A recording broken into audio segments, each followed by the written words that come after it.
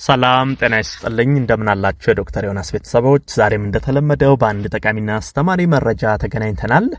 ዛሬ እስቲ ስለ ቫዝሊን ነው የምነግራችሁ። በነገራችን ላይ ቫዝሊን በጣም በርካታ ሰው ለቆዳው ከሚጠቀማቸው ነገር አንዱ ቫዝሊን ነው። በሀገራችንም በመላው ዓለምም ብዙ ሰዎች ቫዝሊን ይጠቀማሉ። ግን ስለ ቫዝሊን በተለይ በመሰረታዊነት ማወቅ ያለባችሁ ነገሮች አሉ። ዛሬ ስለነሱ እናወራለን።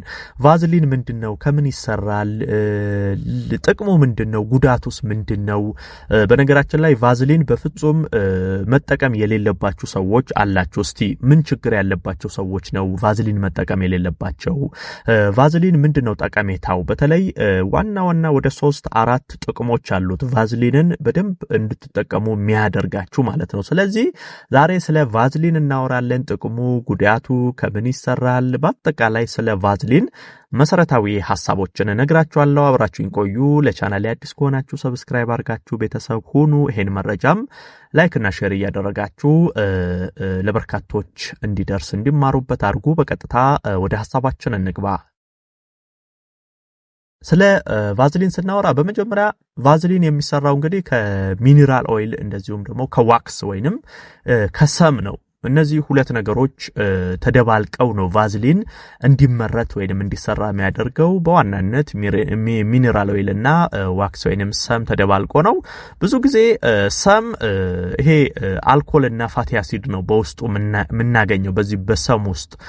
ሰም በነገራችን ላይ እጽዋቶች ይሄ ቅጠልና ግንድ ላይ ነው የምናገኘው።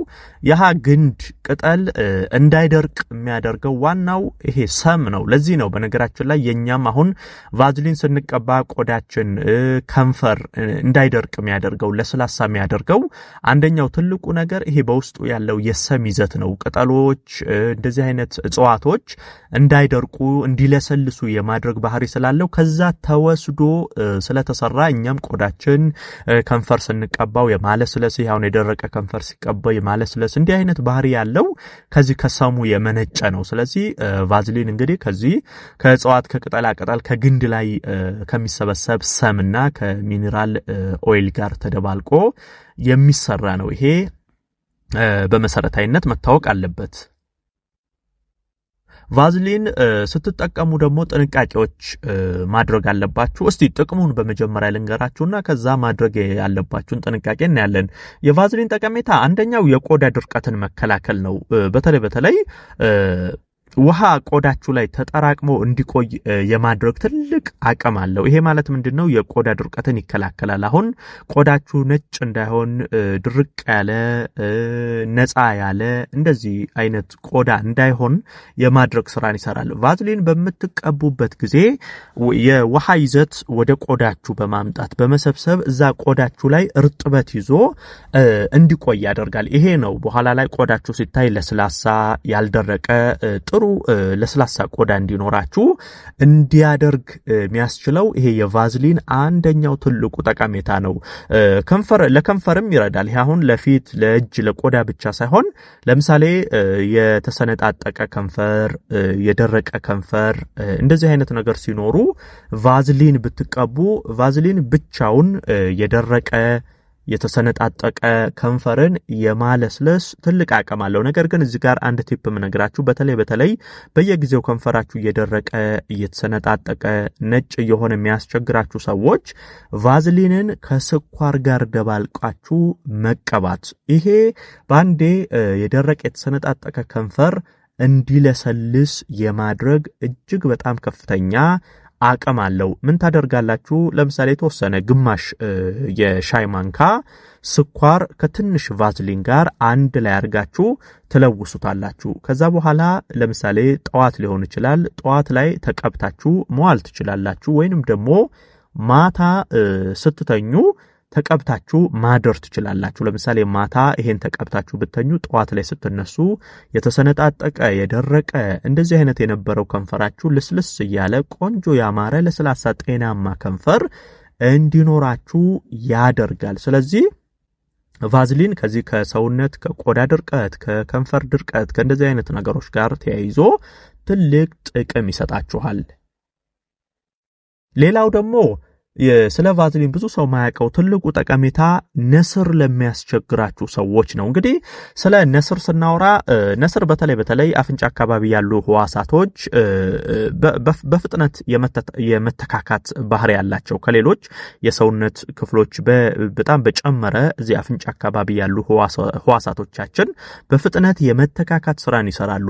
በዚህ ሰዓት ላይ በመሃል የሚፈነዱ ይሄ የህዋሳት ክፍሎች አሉ።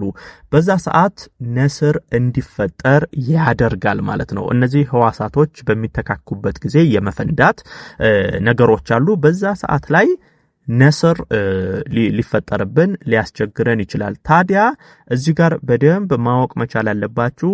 በዚህ በህዋሳት መተካካት የተፈጠረ የመፈንዳት ነስርን ይሄ ቫዝሊን ሊከላከል አይችልም። አሁን ይሄ እዚህ ጋር በደንብ መታወቅ ያለበት ቫዝሊን ነስር ይከላከላል ያቆማል ሲባል ሁሉንም የነስር አይነቶች ያቆማል ማለት አይደለም። ነስር የሚያቆመው ይሄ ቫዝሊን የሚያቆመው የነስር አይነት የትኛው ነው? የአፍንጫ ግድግዳ ላይ በተፈጠረ ድርቀት የሚፈጠር የነስር አይነት አለ። ያንን የመከላከል የማቆም ትልቅ አቅም አለው። በተለይ አንዳንድ ሰዎች ላይ የውስጠኛው የአፍንጫ ግድግዳ በከፍተኛ ሁኔታ ይደርቃል፣ ይቆስላል። እዛ አካባቢ ይሄ ወይ ቆስሎ በሚላጥበት ጊዜ ወይንም በሚደርቅበት ጊዜ የሚፈጠሩ ነስሮች አሉ።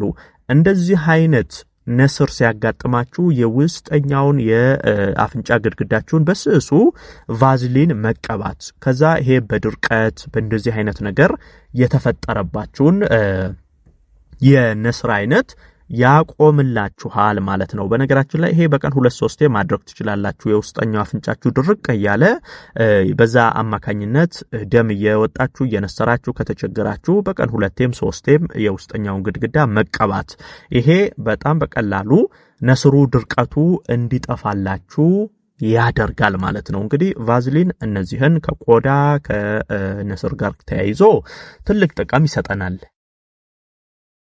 ነገር ግን ስለ ቫዝሊን ደግሞ ማወቅ ያሉባችሁ ጥንቃቄዎች አሉ። በተለይ ቫዝሊን ባትጠቀሙ የሚመከሩ ሰዎች፣ አንደኛ ቡግር በጣም የሚያስቸግራችሁ ሰዎች ቫዝሊን ባትጠቀሙ ይመከራል።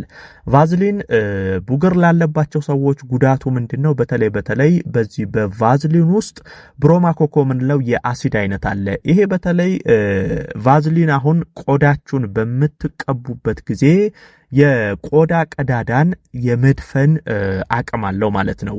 ቡግር ደግሞ ከማይወደው ትልቁ ነገር አንዱ ምንድነው? የቆዳ ቀዳዳ መደፈን ነው። ሲጀመርም ብዙ ጊዜ ቡግር በቆዳ ላይ የሚፈጠረው እነዚህ የቆዳ ቀዳዳዎች ሲደፈኑ፣ ለምሳሌ የሞቱ ህዋሳቶች በቆዳ ቀዳዳ አማካኝነት መወገድ ሲገባቸው በተለያየ መንገድ እዛ የቆዳ ቀዳዳዎች ላይ ተለጥፈው በሚቀሩ ጊዜ በቀላሉ ባክቴሪያዎች ይይዛሉ፣ ለቡግር ያጋልጣሉ። ስለዚህ በዚህ ላይ እናንተ ቫዝሊን ስትቀቡ የባሰ የቆዳ ቀዳዳዎቻችሁን እየደፈናችሁ ትሄዳላችሁ። ያሃ ፊታችሁ ላይ ቆሻሻ እንዲጠራቀም በማድረግ ባክቴሪያዎቹ ከፍ እንዲሉ በማድረግ ጭራሽ ቡግርን እያባባሰ ሊሄድ ይችላል። ስለዚህ ብትችሉ ቡግር የሚያስቸግራችሁ ሰዎች ቫዝሊንን ባትጠቀሙ አንደኛ ማወቅ አለባችሁ። ሁለተኛው ነገር ደግሞ በተፈጥሮ መጀመሪያ ፊታችሁ ወዛም ፊት ያላችሁ ሰዎች፣ ይሄ ወዛም ፊት ያላችሁ ሰዎች ቫዝሊን በምትቀቡበት ጊዜ ቆዳችሁ በቂ አየር እንዳያገኝ ያደርጋል። ይሄም ከምን ጋር ነው? መጀመሪያም እናንተ ፊታችሁ ወዛም ነው፣ በዛ ላይ ቫዝሊኑን ስትቀቡ ሙሉ ለሙሉ የቆዳ ቀዳዳዎቻችሁን እየደፈናችሁ ትሄዳላችሁ። በተለይ ይሄ በቆዳ ላይ የሞቱ ሴሎች መወገድ ያለባቸው እንዳይወገዱ ያደርጋል። እሱ ብቻ ሳይሆን አዳዲስ ህዋሳቶች ቆዳችሁ ላይ በሚተካኩበት ጊዜ የሞቱ ህዋሳቶች ስለማይወገዱ በቀላሉ ለቡግር፣ ለሽፍታዎች፣ ለተለያዩ የፊታችሁን ውበት፣ ጤንነት የሚያጠፉ ነገሮች ይፈጠርባቸዋል። ስለዚህ ይሄ በተፈጥሯችሁ ወዛም ቆዳ ያላችሁ ሰዎች ቫዝሊንን ባትጠቀሙ ጥሩ ነው። ቡግር ያላችሁ ባትጠቀሙ ጥሩ ነው። ቫዝሊን ብዙ ጊዜ ደረቅ ላሉ ቆዳዎች ማለስለሻነት የምንጠቀማቸው ነው። ስለዚህ ስለ ቫዝሊን ይሄንን መሰረታዊ ሐሳብ ምን ጊዜም ማወቅ ያስፈልጋል ማለት ነው። ይሄን መረጃ ላይክ ሼር አድርጋችሁ ለሌሎችም አጋሩ። ለቤት አዲስ የሆናችሁም ቻናሌን ሰብስክራይብ አድርጋችሁ ቤተሰብ ሁኑ። የዛሬን በዚህ አበቃው። በቀጣይ ቀን ሌላ ጠቃሚና አስተማሪ ሐሳብ ይዤላችሁ ዳግም የምንገናኝ ይሆናል። እስከዛው በያላችሁበት መልካም ጊዜ